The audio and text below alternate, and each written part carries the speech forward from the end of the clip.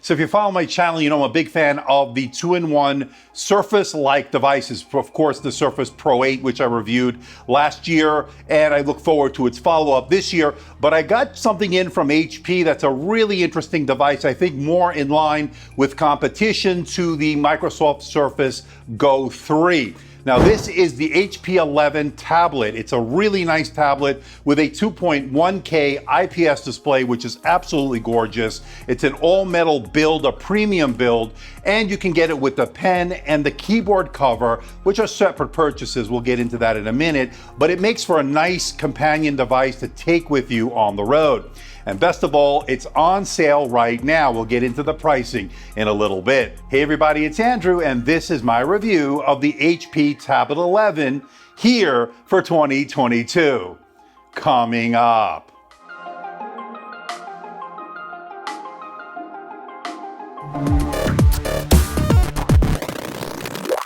And before we get to the unboxing, I want to let everybody know, in the interest of transparency and full disclosure, that I'm not being paid by HP. I'm not being sponsored by HP. All the opinions you're about to hear are my own. HP is not getting copy approval. That means they're seeing this video for the first time, just like you. Now, this unit was provided by HP, and once this review is done, I'll be sending it back.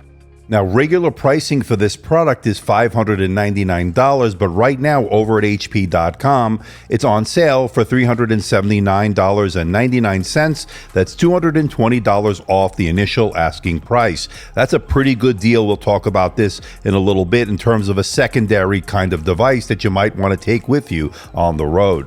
But one thing to keep in mind, the keyboard cover and the pen are separate purchases, adding to the overall cost. And for those interested, I'll leave a link in the description below for more information and where you can buy one. And with the specs and pricing out of the way, let's find out what you get inside the box. Let's open it up.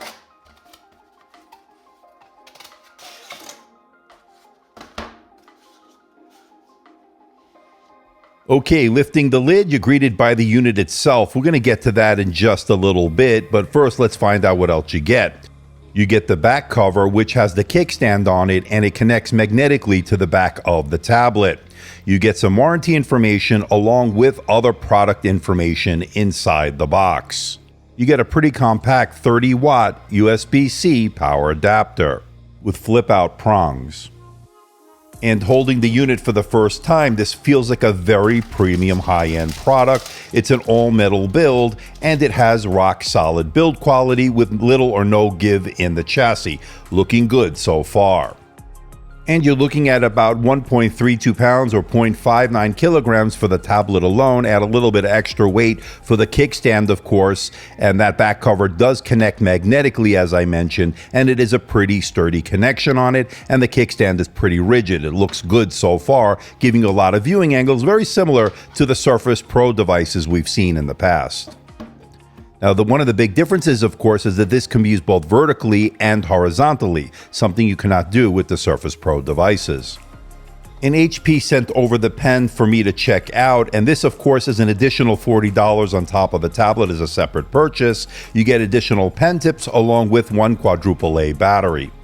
And they also sent over the tablet keyboard for me to use as well. Now, this is a complete package with both the pen and the keyboard, so I recommend if you're going to get this tablet to get these accessories. I know it does add up in terms of the price, but as with a Surface Pro device, you want to have the complete experience. And so far, it looks good with the fabric cover on it, with some really good build quality, and the key travel seems really good as well. We'll test that out in just a little bit. And it connects magnetically. It's a strong connection, which you like to see, and it works very similar to a Surface Pro 8. And for those wondering, here's a close-up of the pen. It has two programmable buttons. It feels good in the hand, by the way. And it connects magnetically to the top of the unit. Now, setup of the tablet was easy, and the power button, which is located on the upper left-hand side, also operates as a fingerprint scanner. So that's been working out pretty well for Windows Hello login. That's good. Now, this is a direct competitor, in my opinion, to the Surface Go 3 from Microsoft, but what stands apart with this unit is the fact that you can use this both vertically and horizontally, not something you can do with the Surface Go 3. It's actually pretty interesting, and especially when you're doing vertical video, especially with this really good camera we'll take a look at in a little bit. And when it comes to the ports, well, there's only one USB Type-C port, and it's located on the left side. It supports data charge and DisplayPort 1.4. And there is no headphone jack on this, so you'll have to use Bluetooth headphones or use a USB-C to 3.5 millimeter adapter, not included in the box. And on the right side are the pogo pins used to connect this vertically to the keyboard.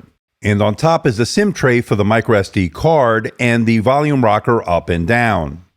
Also located on the left side or on the top if you're holding it vertically is the button to activate the camera. Now, speaking of the camera, let's check it out now. So this is the camera on the HP 11 tablet that runs Windows. Obviously, this is not a premium flagship in terms of speed and power, but really nice display, really nice build quality, beautiful keyboard on this, although I wish it was backlit. But really nice bang for your buck. Really, I'm very impressed with it. Now, this is a 1080p camera, and as I showed you, this is a pop-up camera that automatically pops up. You can go rotate it from the back to the front, of course, so you can take selfies or video conferencing, and like I'm doing now. And I'm doing it in portrait mode as we're standing the tablet up vertically, or of course you could do it horizontally, but I think this is better for your Zoom conferences and so forth because it is in vertical mode. It'll be a better angle, but of course you can adjust all that. Very impressive, 1080p. How does it look? How does it sound in terms of the internal mics? Let me know in the comment section below. I am curious to know. I'm actually pretty impressed so far, but I'm curious to know what you think. Let me know. So this is in landscape mode. We just showed you vertically. And the camera can be adjusted. You can just move the camera to your liking. It also has auto detection in terms of keeping you in frame and stuff like that. Glam Cam feature we've seen in other HP devices. It's here. Pretty nice budget style Surface-like device. I'm really impressed with it. But I'm curious to know what you think. Let me know in the comments section below. Now, a few notes about the keyboard. So far, the key travel has been pretty good, pretty comfortable to type on, although it is a bit small, but to be expected on the 11-inch device. But the tactility has been good. I like the raised typing angle that you can use with it, and I love the fact that this keyboard can be used also with this tablet in vertical mode, so that's been great. A lot of versatility in that regard. Now, one thing I wish the keyboard did have was a backlight. Not something you get with this. Not a deal breaker, but something that I wish it did have, especially at $150. And the touchpad works well with its two-finger scrolling, and the gestures all worked well. Now, to me, the star of the show has to be the display. It's an 11-inch display with a 2.1K resolution. That's 2160 by 1440. It's a multi-touch display. It's an IPS display with edge-to-edge bezels, meaning you don't get those thick bezels we normally see on budget devices. It looks pretty good. This is also a 3:2 aspect ratio, which I'm a big fan of. You'll do less scrolling when it comes to web browsing. You'll see more on the display. What's really impressive, especially at a $379 price right now, is that you're getting a very high-end display with deep blacks, good contrast, good white point, and it has a low Delta E score, meaning it is color accurate. And it also has good coverage of the color gamut, close to 100% sRGB, 70% Adobe RGB, 71% of the DCI-P3 wide color gamut, and 65% NTSC. So I wouldn't be doing content creation with this since this is a secondary device in my opinion, but for watching movies, Netflix, Amazon, YouTube, it's been great on this, especially if you're traveling. You don't sacrifice in terms of resolution or quality, and that's been pretty good. And this does have a low blue light filter, helping reduces the chances of eye strain, which you gotta love here. And it also has a bright display coming in at 400 nits, which is great, especially if you're gonna use this in not only indoor scenarios, but outdoor use as well. But one thing to keep in mind, this is a glossy display, so you will notice some glare and reflections if you're in direct sunlight in certain lighting conditions as well, but not really bad actually for a $379 device. Overall, this is looking pretty good. And the touch layer worked well. It was responsive. Navigating the OS with your finger pinch to zoom, it all worked well. That's surprisingly good at this price point.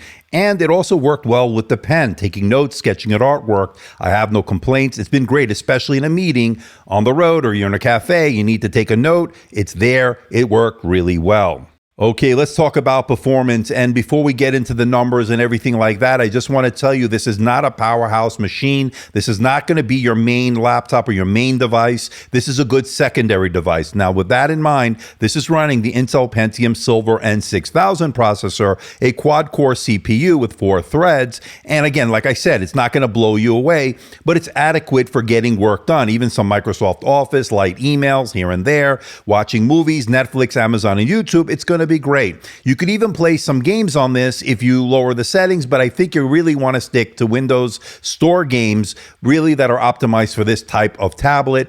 Running AAA titles is out of the question with this, but again, this is not what this device is meant to do. So with that out of the way, like I said, let's take a look at some of the numbers. And when you look at the multi-core score in the Geekbench 5, it actually did better than its direct competitor, the Surface Go 3 from Microsoft. This scored 1988 versus 1668. So that's actually pretty good if you're going to go head-to-head with that device. But of course, it won't do quite as well as the more premium Surface Pro 8. On the PC Mark 10 test, which is a good indicator of everyday use, it scored 2530, which is below the pack when you look at some of the other devices, including the Surface Go 3, but very similar score between those two devices, separated by only a few points. And with the Cinebench R23 multi-core score, it did 1062. Now, this is a sustained workload to see how it works in extended periods of time. And as you can see, bottom of the list here, although not that much below the Surface Go 3, but it is at the bottom of the pack. Now, as far as the thermals are concerned, under heavy load, I never saw it get overly hot. The surface temperatures remained relatively cool, and that's because this is a low-powered CPU. While you don't get the great performance, you also don't get the heat that comes with that, and therefore, there's no need for a fan on this. Yes, it is silent. You don't have to contend with any fan noise, which is a benefit of a device of this type. But of course, you're not going to get the full-blown power you get with other devices. And when it comes to battery life, this has a 2-cell 32.2 watt-hour battery. And when I ran my continuous web surfing test over Wi-Fi at 150 nits, it did 5 hours and 56 minutes, well below the Surface Go 3, its direct competitor, which did 11 hours and 34 minutes. So as far as battery life is concerned, this is definitely not the strong suit of this tablet. But it does charge pretty fast, an hour and a half, to give you a full charge with the included 30-watt USB-C power adapter. Now, when it comes to the audio, there are actually 3 speakers on this, and they actually sound pretty decent for a budget tablet. And I thought the mids were pretty good. There was a hint of bass, but it could use a little bit more volume, but I didn't think it was terrible. And as I mentioned earlier, there's no headphone jack for those that are wondering. Not great, but of course, that's the way a lot of these brands are going without the headphone jack. But to give you an example of the audio, let's give a listen to Epidemic Sound. And for those that want 10% off Epidemic Sound, see the link in the description below. Let's give it a listen.